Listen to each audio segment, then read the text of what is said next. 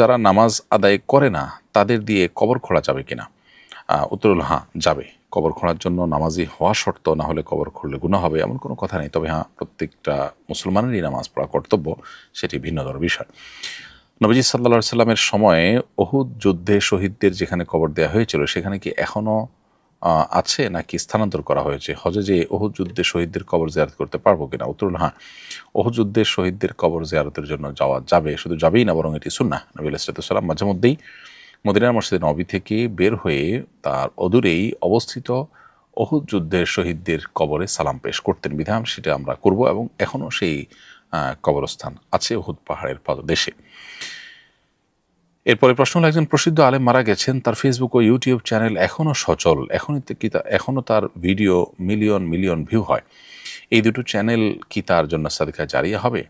উত্তর হলো হ্যাঁ, অবশ্যই। যদি কোনো ভালো কাজ কেউ রেখে যান দুনিয়াতে, তাহলে তার মৃত্যুর পরও সেই ভালো কাজের ধারা অব্যাহত যতদিন থাকবে, তার জন্য তিনি অবশ্যই আশা করা যায় সওয়াব লাভ করবেন আল্লাহ তাআলার কাছে। যে সমস্ত সওয়াবে জারি বা আল্লাহ তাআলার কাছে যে সমস্ত বিনিময়ে মানুষ নিয়মিত পেতে থাকেন, তার মধ্যে একটা উপকারী ইলম, যদি কেউ উপকারী ইলম রেখে যান তাহলে সেটার সওয়াব তিনি পান। আল্লাহ আমাদেরকে ইখলাস দান করেন, আমরা যেন আল্লাহর কাছে আজরের আশায় এই কাজগুলো করতে পারি। এরপরে প্রশ্ন হলো, এক কবরে একাধিক ব্যক্তিকে কবর দেওয়ার বিধান কি? আমার দাদা দাদি দুজনই অসুস্থ। দাদা ওসিয়ত করেছেন যদি তারা দুজনে একসাথে মারা যায় তাহলে এক কবরে কবর দিতে। উত্তর হলো যে এক কবরে একজনকে দাফন করাটাই হলো সুন্নাহ।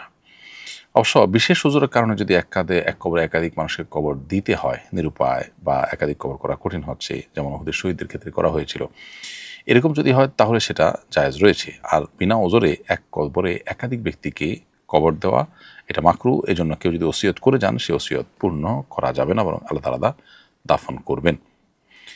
দাড়ির মূল অংশ ঠিক রেখে আশেপাশের দাড়ি অনেকে শেভ করে থাকেন, এটা কি শরীয়ত সম্মত?